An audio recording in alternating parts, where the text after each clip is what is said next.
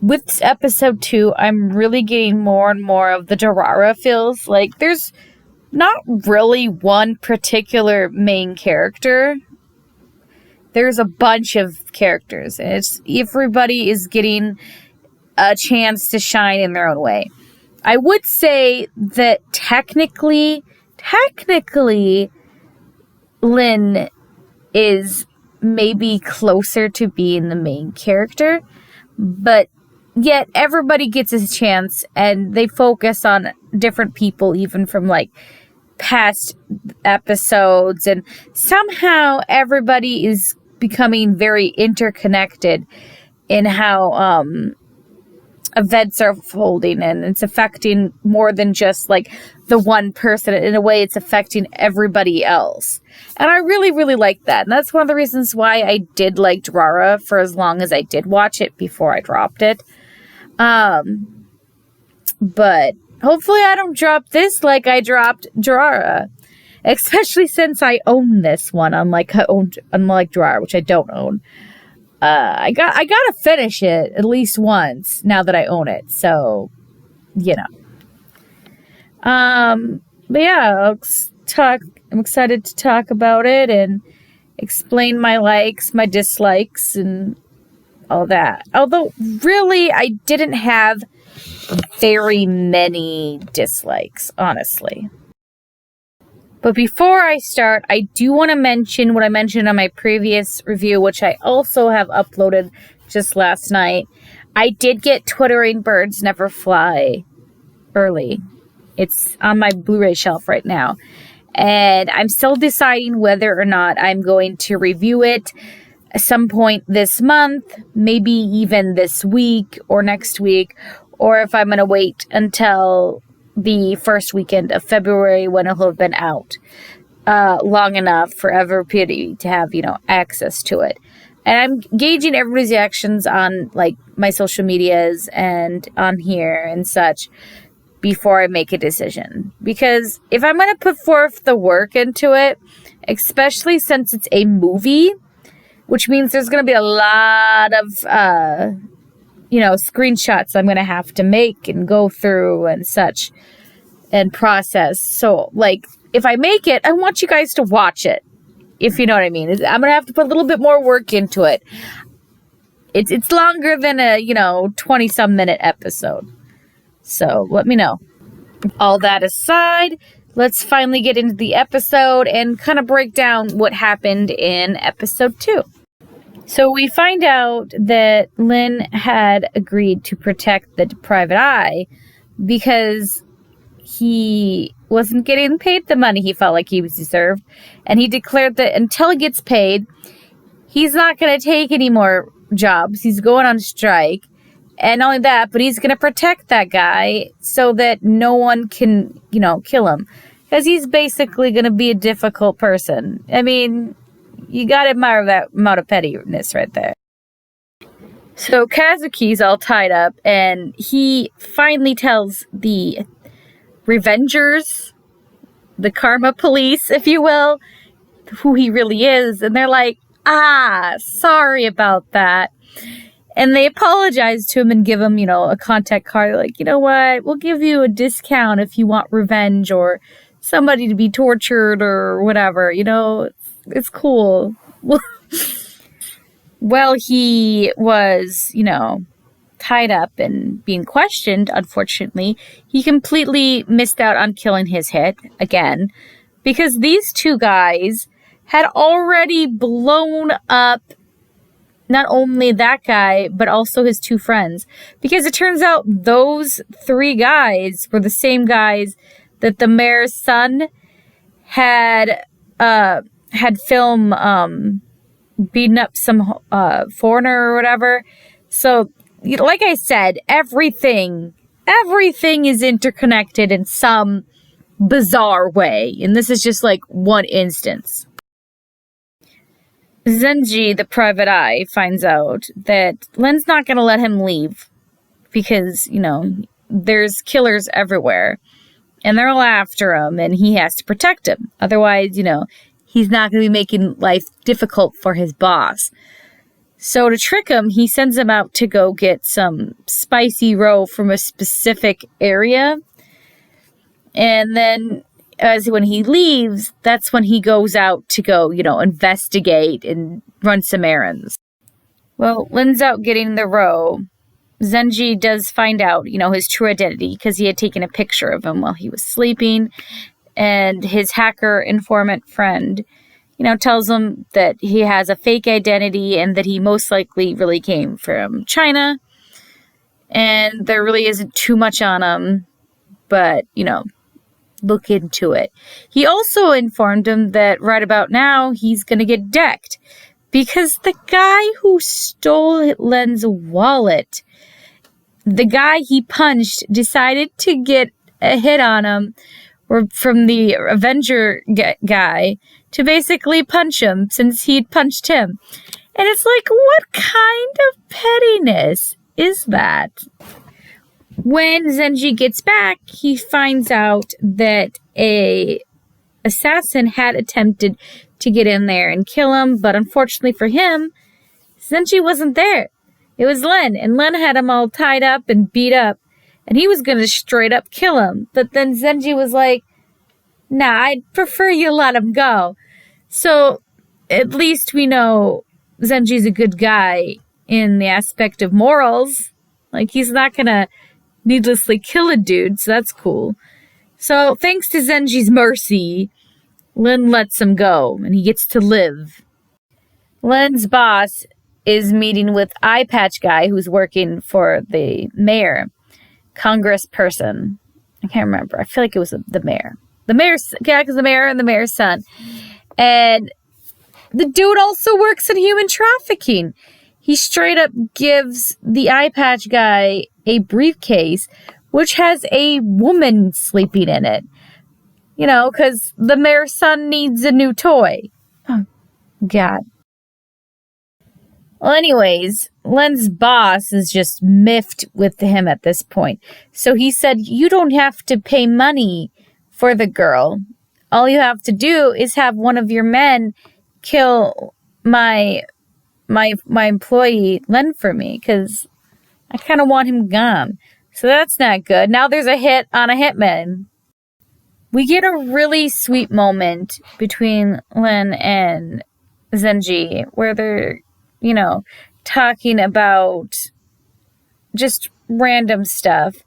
And they eat ramen together. And he says, I don't even like this type of ramen because it tastes gross. But then he takes a bite of it. He's like, actually, it's kind of good. And I don't know. It was just kind of really sweet.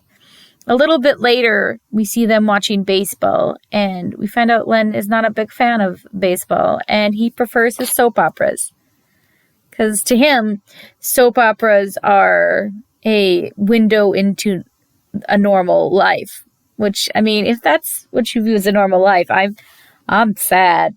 I've watched some soap operas. They're not good. They're a little too overdramatic. But you know what?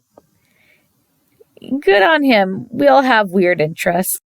One thing I found really interesting about this episode was that we find out about this mysterious hitman, a masked hitman who I guess is like a samurai, dressed like a samurai and has a mask. And anybody who has seen him, they all die. So, like, everything about him is just based completely on rumor.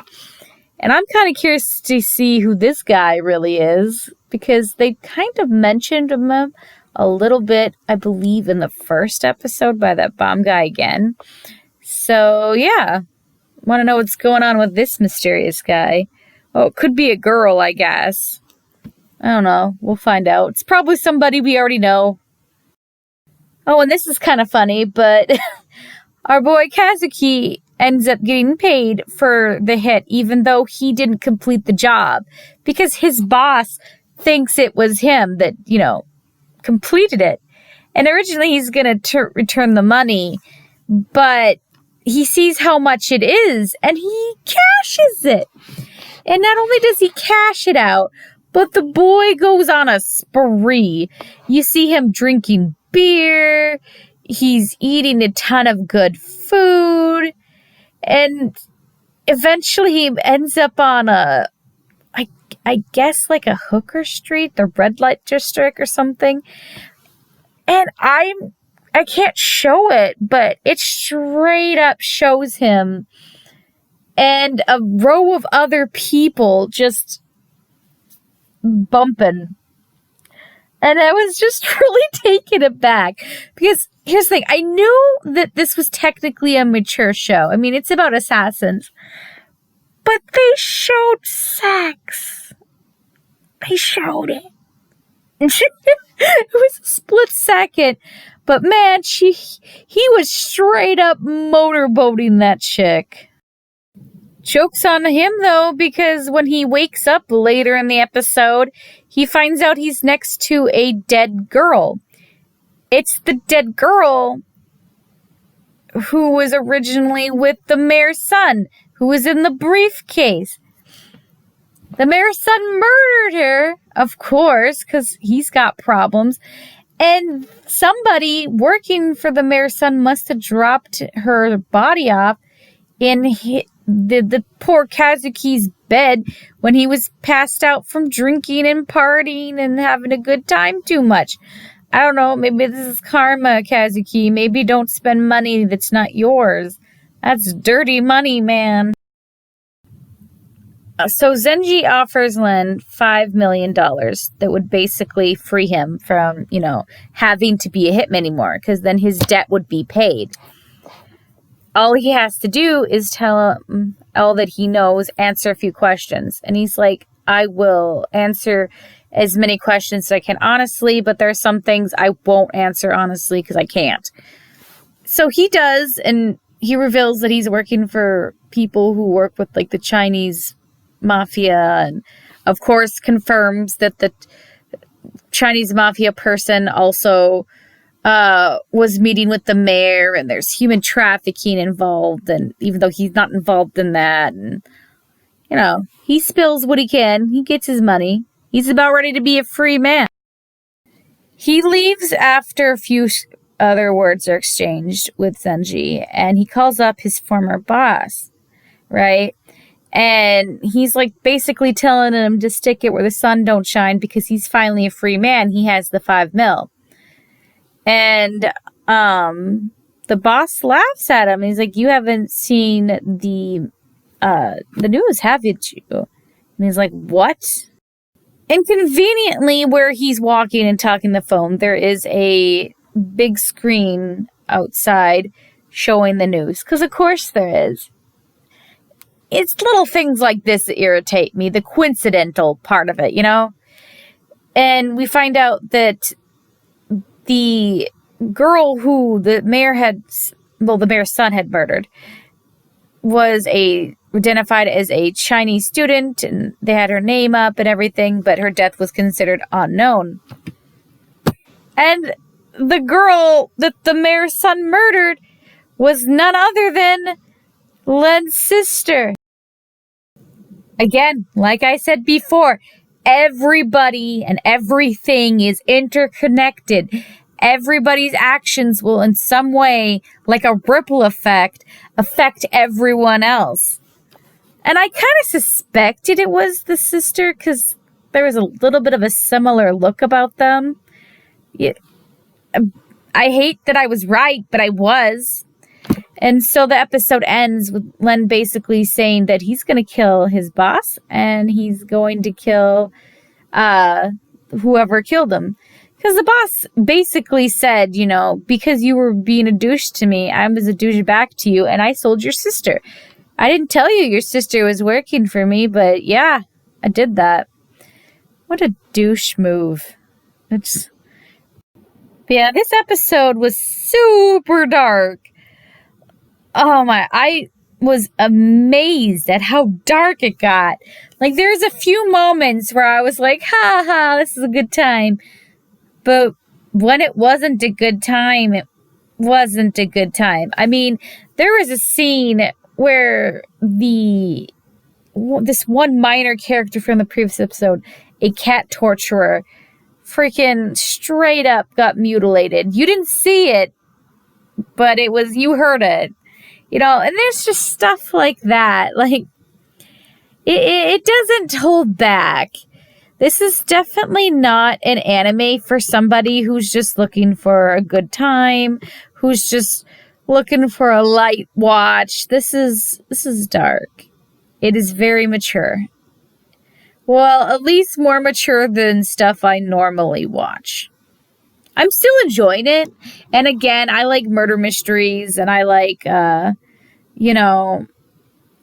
to figure out stuff. And I like interconnected animes like this, but it's dark. So, I would definitely say going forward with this series, definitely proceed with slight caution, I guess, because I don't know how dark it's going to get. How much darker at the very least. I'm assuming it's going to be fine. From what I've read of reviews that are spoiler free, nobody's left this scarred for life, so, But then again, shows like Promised Neverland are out, and I've never seen that, but that involves child murder. So, I mean, I guess there's that. I don't know. Either way, next week I will continue on with episode 3. Later this week, I do plan on doing actor-song connection. And I may do one more video. I'm not sure.